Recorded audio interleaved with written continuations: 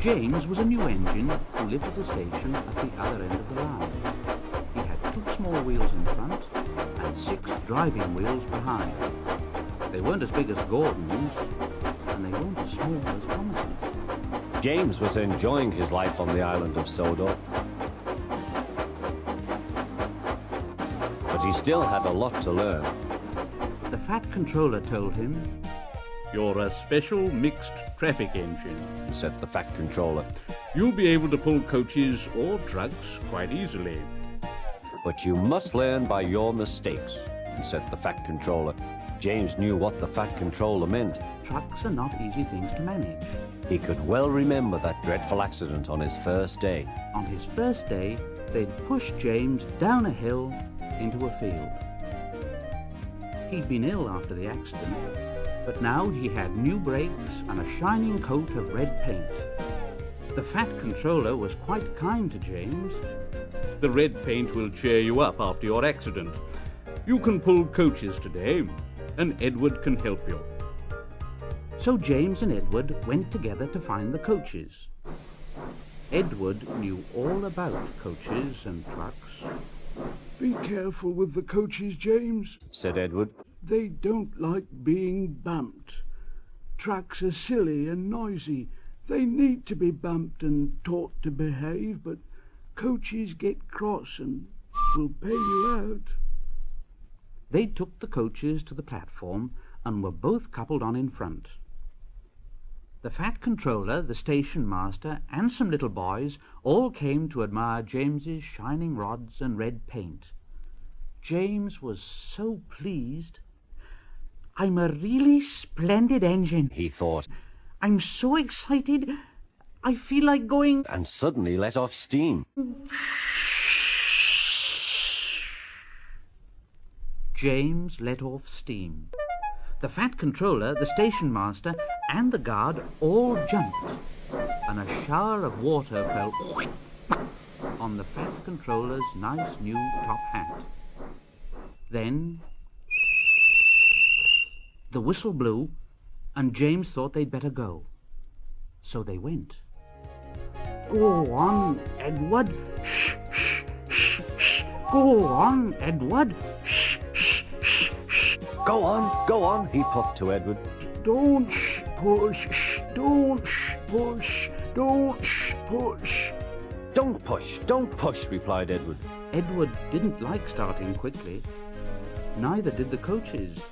The coaches were grumbling too. "Don't go so fast. Don't go so fast. Don't go so fast. Don't go so fast. Don't go so fast. Don't go so fast." James didn't listen. He just wanted to run away before the Fat Controller could call him back. He didn't even want to stop at the first station. When at last they stopped at the next station, Edward had to say, James, stop at once."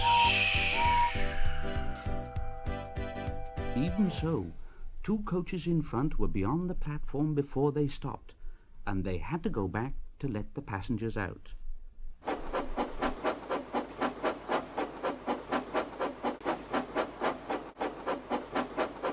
Lots of people came to look at James, but as no one seemed to know about the Fat Controller's top hat, James felt happier. Presently, they came to the station junction where Thomas was waiting with his 2 coaches. Thomas was pleased to see James. "Hello, James. Feeling better?" "Yes, thank you. That's right." "Ha! That's my guard's whistle. I must be off. Sorry I can't stop. I don't know what that Fat Controller would do without me to run his branch line." "Ta-ra! Ta-ra! Ta-ra! Ta-ra!"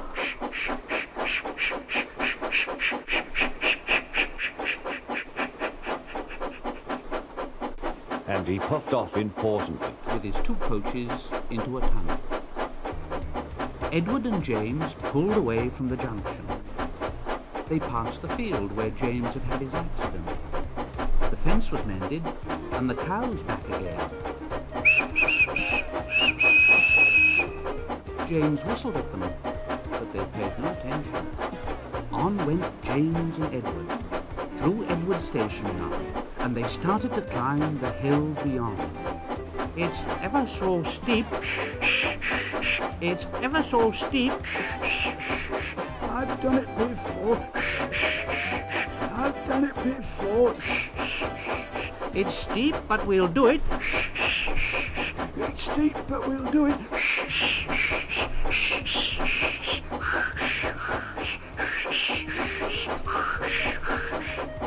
And the two engines puffed together as they pulled the train up a long hill.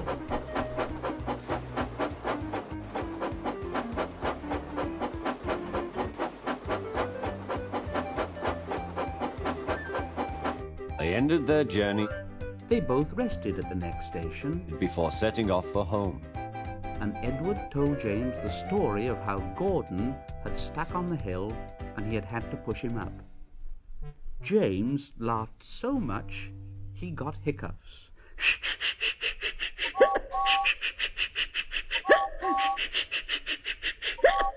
He made so much noise he frightened an old lady in a black bonnet, and she dropped all her parcels.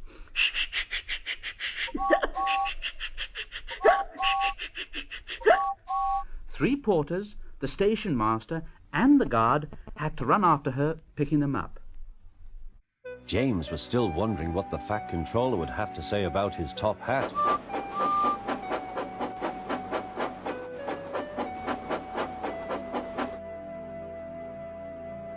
James got quieter in his shed that night.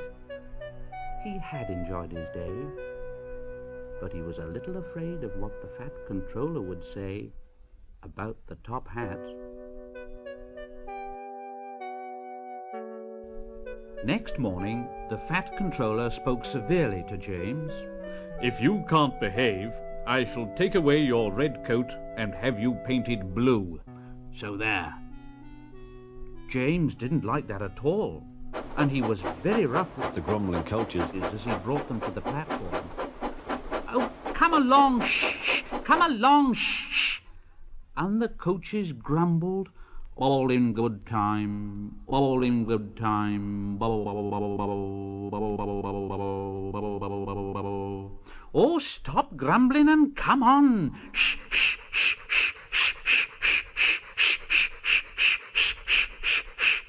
Don't talk, come on, he called to them.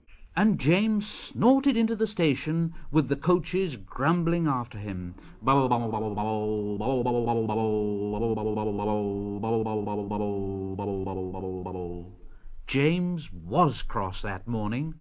Gordon never has to fetch his own coaches, he thought to himself, and he's only painted blue. Well, a splendid red engine like me should never have to fetch his own coaches.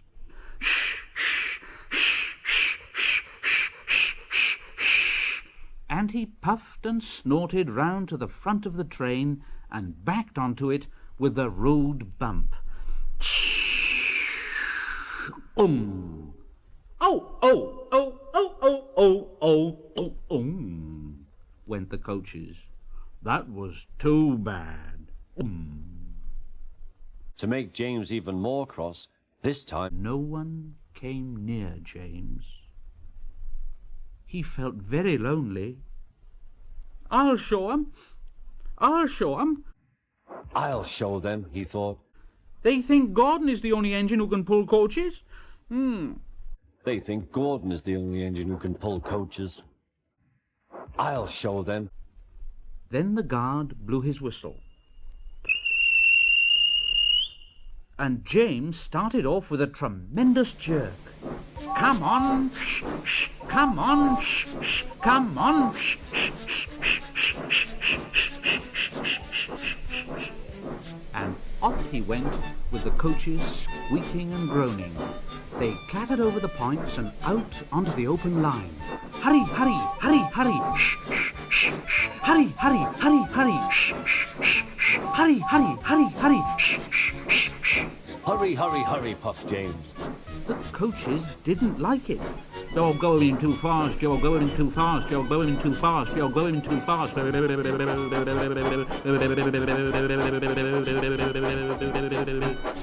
You're going too fast, replied the coaches. and indeed the coaches were going so fast that they swayed from side to side. James laughed and tried to go faster, but the coaches wouldn't let him. We're going to stop, we're going to stop, we're going to stop, we're going to stop, we're going to stop.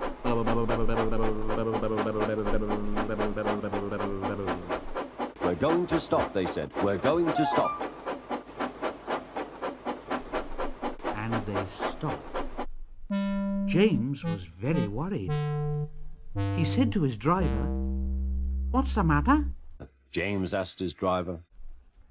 "What's the matter? You might as well ask. The brakes are hard on. There's a leak in the pipe, most likely. You've banged the coaches enough to make a leak in anything." The guard and the driver got down and looked at the brake pipes all along the train. At last they found a hole where the rough treatment had made a joint work loose. The guard said, Well, how shall we mend it?" Said the guard. James's driver thought for a moment. "Well, we'll do it with newspapers and a leather bootlace." Replied the driver. Where's the bootlace coming from?" Asked the guard. "We haven't got one." "Well, we'll ask the passengers." Said the driver.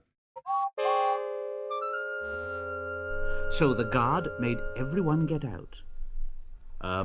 Has anyone got a leather bootlace, please?" But they all said, "No, "No." no, no, oh, no," "No." except one man in a bowler hat who tried to hide his feet.